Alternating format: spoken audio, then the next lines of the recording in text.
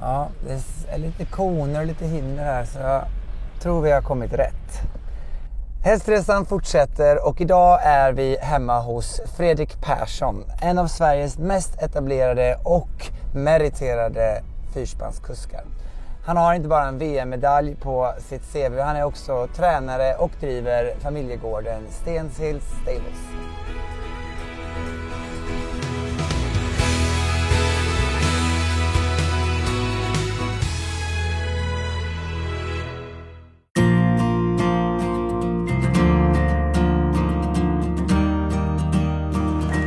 Hallå Fredrik! Hej Carl, välkommen hit. Tack snälla! Ja, vad fint väder fick idag va? Ja, perfekt för att köra under. Är det här ett så kallat körväder? Ja, lite vind, flugorna borta och härlig sol. Ja. Du, är du en fikakille? Jag har alltid gått med fika. Ja, ska vi ta en fika först då? Ja, då går vi in till salkammaren. Ja, det gör vi. Bra. Det här är en familjegård.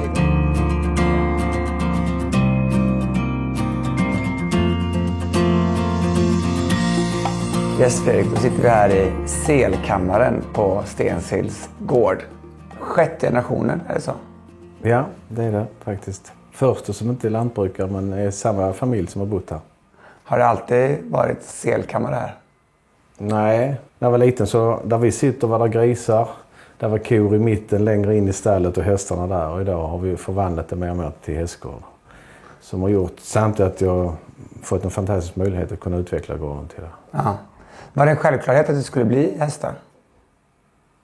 Nej, det var lite grann slump eller så på något vis. Jag har alltid hållit på med hästar och är uppvuxen i Flyinge och jag brukar säga det fanns två saker att göra. Antingen höll man på med hästar och så spelade man fotboll.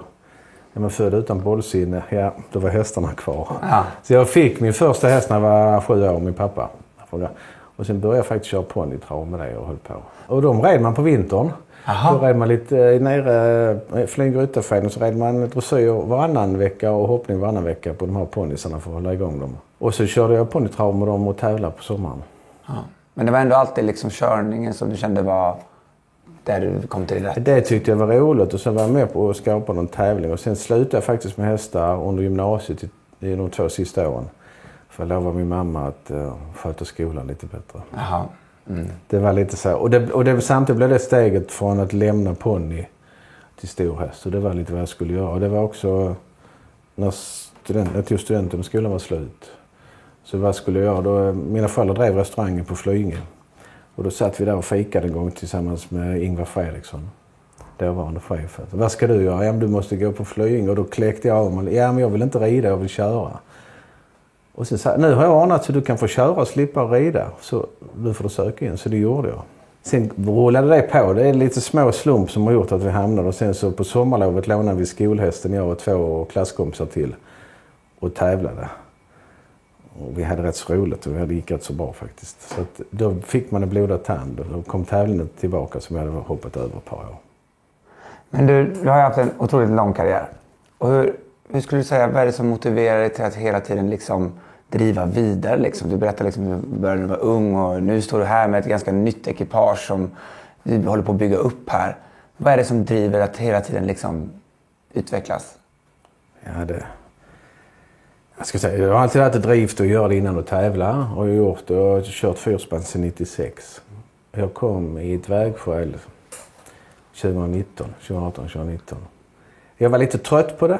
Jag kom inte vidare. Jag hade haft fantastiska hästar men det var svårt att hitta just den typen. Jag hade haft ridhäst, svensk halvblod, tyska, holländska ridhästar så för att passa in.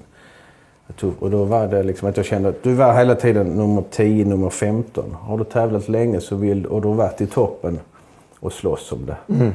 Men inte ville. Och då stod man lite grann att det var lite svårt. Men jag fick en, Mattias Nibel, min första sponsorson, tog kontakt med mig igen. Jag hjälper dig att hitta nya hästar. Men det är inte bara att köpa nya hästar. Vi måste hitta dem. En duktig företagare, han bara, vi måste hitta dem. Ut och leta. Mm. Så jag började sitta på Instagram och titta. Helt plötsligt säger jag ett fyrspann. Ja. Sen, där är mitt fyrspann. De är i USA. För mig var det borta. Och jag har hittat hästarna. Ja, titta här. Ja, fina. Som det är ett problem, de är i USA. När åker vi? Fick jag till svar. Så ni åkte dit? månad senare var vi provkörde. Köpte de? Köpte 3 stycken då. Men du fick inte alla 4? Nej, en passade inte in alls som inte var med, utan de andra 3. Och det var en början till det hela. Sen har det varit... Sen skaffade vi nya hästar efterhand och gjort och byggt upp nu under ett par år. Men du, när du får hem då, du beskriver att du köper 3 hästar. Använder då för det krävs ändå 4 hästar utgår ifrån för att köra ett 4-spann. Om du då har 3 nya hästar, då använder du då en av dina tidiga hästar som häst nummer 4? Så var tanken innan, men så märkte vi att de här hästarna har ju mer potential. De är bättre, först och främst var de 10 cm mindre, kompakta och mycket snabbare och vändbara. Så att vi har fått över 5-6 stycken som från samma kille i USA. Ja. Och sen så hade vi ett spann och byggde upp detta och tävlade med de här 6 hästarna, vilket gav väldigt bra. Men vi kom ut med 4 hästar framför vagnen som var orutinerade. Ja, precis. Och rutin kan vi inte köpa. Det kan vi inte, utan det måste ha. Och så körde vi ett par tävlingar och märkte att de gör det väldigt bra, men de behöver ett par år. Parallellt med hela detta så hade vi fått reda på att Tysklands bästa parkusk skulle sluta. Så jag hade varit och tittat på hästarna och sagt nej, det passar inte in och alltid. Men det fanns en grodd i tanken. Hans 2 bästa hästar. Ja, för att kunna ha 2 lite mer rutinerade hästar då med de yngre. Och en jättelång historia som inte ska... Men långt om länge så fick vi komma dit och prova det. Och sätta in dem i 4-spannet. Och det blev lite grann precis så. Och nu måste jag fråga, åker man då dit med alla sina hästar här från Sverige för att prova med de här 2 hästarna i Tyskland? Vi blev tvungna att göra så för att... Wow! Tysk bestämde, jag ringde och sa jag vill prova dina hästar. Ja, de är här, det är parhästar. Ja, men jag behöver en 4. Alltså de är vana att gå tillsammans. Och jag behöver 4-spann. Jag fick inte prova dem och du vet vad som finns. De behövde inte sälja, men de ville... De var tyskar. Typiskt tyskar. Ja, tyskar mot östsidan där och väldigt jätteduktiga och hur bra som helst. Men långt om länge så... Jag kommer ner till dig. Jag packar min lastbil, mina vagnar och så kommer jag med 3 hästar så är du med. Ja. Men då när du har dina 3 hästar som är vana vid varandra och har en liten flock sinsemellan som träffar då de här 2 tyska hästarna. Mm. Kan du direkt spänna för dem för en vagn eller får du liksom en hierarkisituation där de ska göra upp eller hur funkar det för de bara följer? Alltså jag känner mina egna hästar, vad det är för personligheter. Han ska gå där fram och han ska vara stabil och så. Ja. Sen de andra hästarna hade vi kört tillsammans. Och då gör man lite sån analys. Okej, du är en sån som går framåt. Du ska vara där framme. Du är den lugna, stabila. Du ska vara här tillbaka. Ja. Och du trivs bäst på höger och vänster. Så liksom får man lägga pusslet med de här 4 bitarna. Och det är lite så. Antingen så fungerar det. Eller så är det spänt och laddat och och vi satte ihop detta och skrittade iväg och efter 2-3 minuter så känner man här är det. Jag kan inte förklara det, men det blir en sån känsla för mig att här är 4 hästar som kommer till ta mig fram. Wow. Och det är de som står här ute nu? Ja, de är här ute nu och går här. Ska vi gå och träffa dem? Ja, kan jag göra. Nej. Grymt. Ja.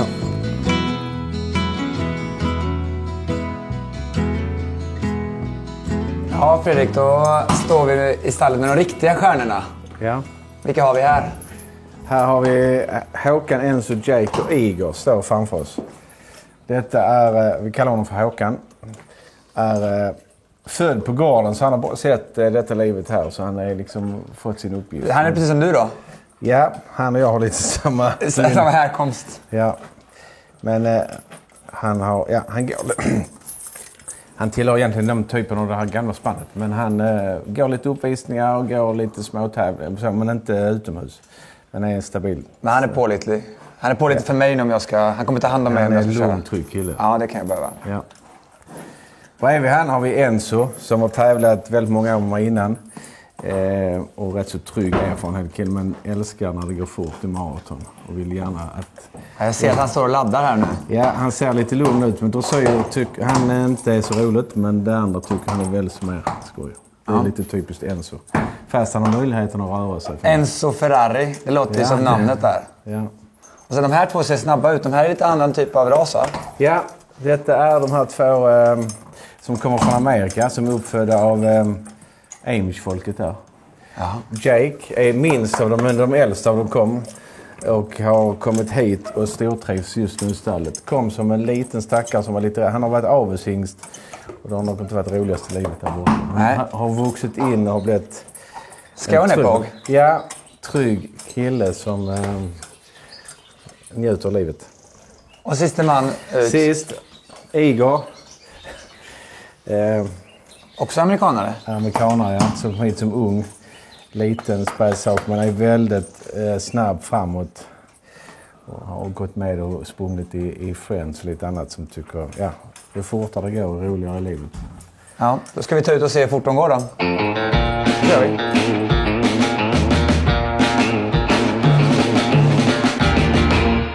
Ja, nu är vi här ute och vi har spänt för hästarna för vagnen.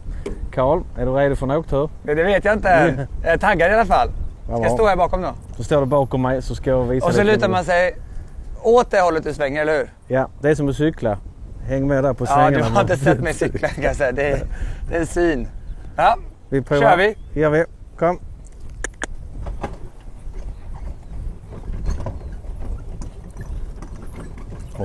Lugn. Igor, han är direkt. Igor är klar direkt där. Igor. Ja, lugn. Och det är rätt så enkelt för den att ska köra. Det är som när du rider på kandar. 2 tömmar i var hand. Ja, fast istället för en häst så har jag 4. Ja. Lite med häst. Och sen så styr vi förlöparna med att jag tar en liten ögla och sen så styr jag ungefär som jag rider. Tar lite in inre och gör efter en yttre. Det är principen för att göra det. Sen har vi lite pigga hästar här framme nu idag så jag har lite mer fokus på dem där framme.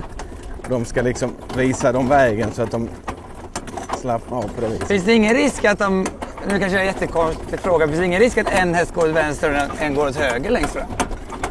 Nej, de är ihopspända. Så den jag har här, tömmen som går fram. Ja, då svänger båda hästarna. Jag fattar. Nu ser jag, just det, går i kors där framme, ja. Den delar sig som ett Y, så när jag tar i vänster tar jag båda hästarnas vänstersida. Ja. Då svänger båda till vänster. Ja.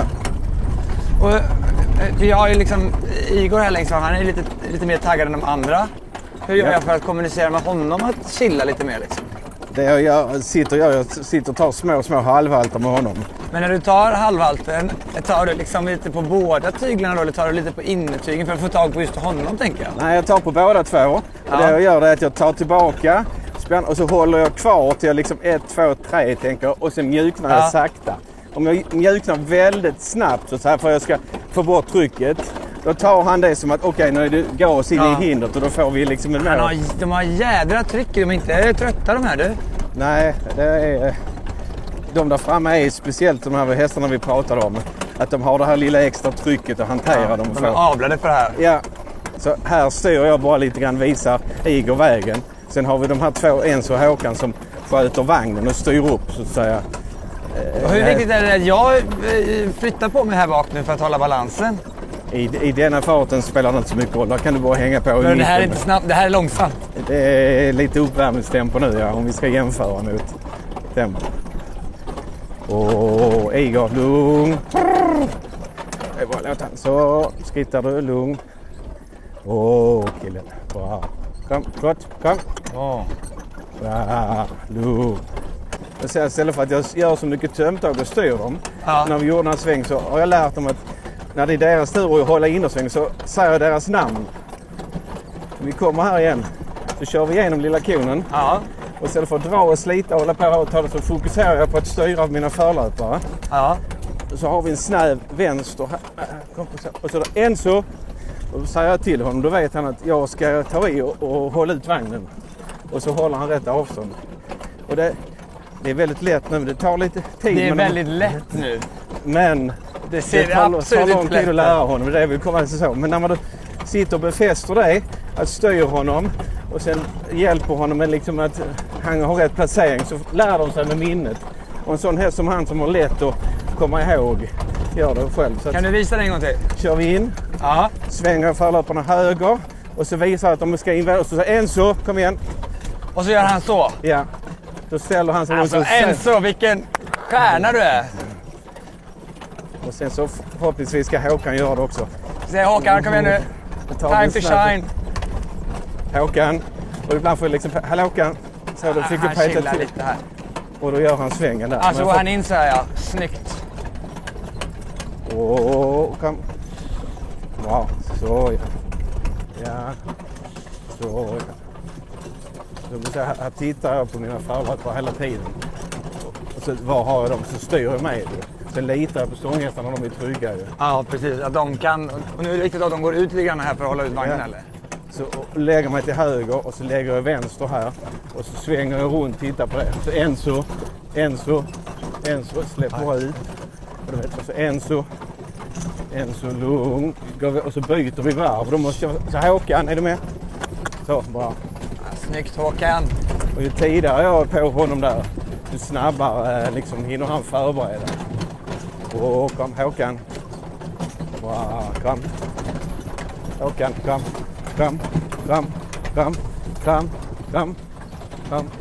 En så. Ser du när de gör den? Ja. Snyggt en så. Han blir lite piruett där också. Håkan. Bra, kom. Duktig, bra. Jävlar vad det går fort nu.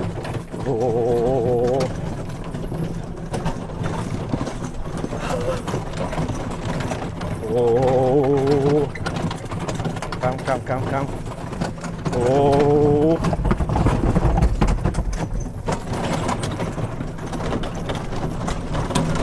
Ja, men jävlar vad det går nu.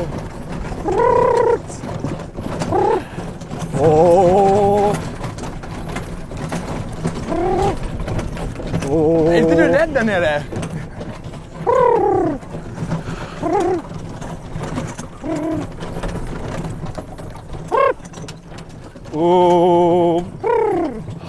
Fy fan! Det var ju det sjukaste. Det höll ju på att välta det. Ja, och här är Igor jättebra för han drar upp tempot automatiskt. Helgotta! Så jag har inte ätit frukost här när jag höll på att kissa på mig. När de hästarna som är full fart och sen kan de stå stilla och veta att okej, det är lugnt. Det här är ju väldigt imponerande att de kan gå här så att vagnen, det känns som att den slänger som en liten flaska i vinden och sen så att de bara kan stå här helt chill. Då är det. Är det bara du och jag nu? Ska vi inte ha... Vi har Victoria också. Vi ska ha Vickan också för hon kommer med lugnet och ordningen på det sättet. Dig Fredrik, det litar jag inte på för 5 öre. Jag har sett hur du kör. Du behöver ha någon som har sunt förnuft. Då kör vi till höger här lite. Så. Okej. Kör till höger bara där. Ja. Då svänger du runt alltid. Då tar du en liten ögla där. Ja, så jag så. Perfekt. Jag är duktig. Jag är duktig. Det är lite tryck i nävarna alltså. Ja. Så släpper du ut öglan där lite grann så. Och lite lugnt. Lugn, Igor. Så. Och sen spänner vi här igen. Tar vi ögla. Ja. Och så svänger vi ner. Du känner trycket. Det är lite grann från förlöparna för att de hela tiden visar vad de vill. Så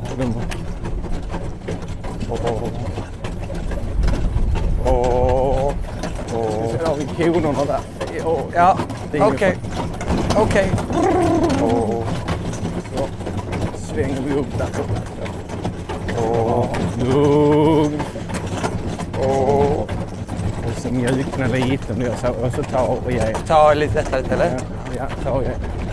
Nu fick jag lite bättre kontakt. Och släpp ut ögonen här när du går. Och släpp ut, så ja. Och så. Mjukna, så ja. Nu kändes det bättre. Lite öglar och så. Ja. Ta och ge. Håller med lite. Och så mjuknar lite på yttre ibland och så svänger de med där. Och så och håller med. Du känner ju ner för så verkar de öka lite. Nu går det jättefort här. Och sväng. Jag hjälper dig med en öga här. Ta ögonen.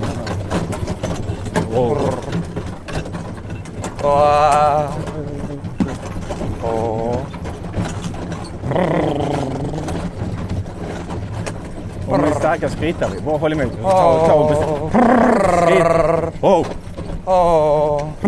Skrittar. Och så mjuknar så trycket släpper så de släpper. Åh helgotta, jag är skiträdd! Satan i gatan alltså. 4 hästar i... Jag kommer se ut som Hulken när jag kommer hem. Brrr, och stannar man nu då så? Ja, stanna och så still. Pojkar. Det var det sjukaste. Alltså jag ska inte ljuga, men jag hade inte riktigt koll. Inte det? Nej. Du får träna lite. Var du inte nervös? Någonting? Nej, inte ens. Ja, men du känner... Någon gång när det liksom... Jag tänkte bara att de drar ju snart här.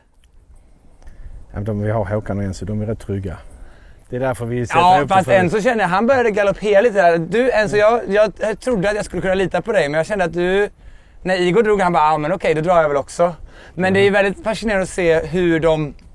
Alltså de märker ju direkt att jag är en superamatör och att de kan göra lite som de själv känner för. De känner mer än vad man tror och vem som håller i det. Och de är lite så, okej, nu ska vi kolla honom vad han kan. Ja, jo, det kom fram till att det var inte mycket. Men det är rätt intressant för att man tänker ju att som ryttare då så tänker man att då sitter man ju liksom på hästen och man har liksom ganska mycket fysisk kontakt med hästen, med benen och med sitt säte. Och här känns det som att det är ganska långt bort såklart.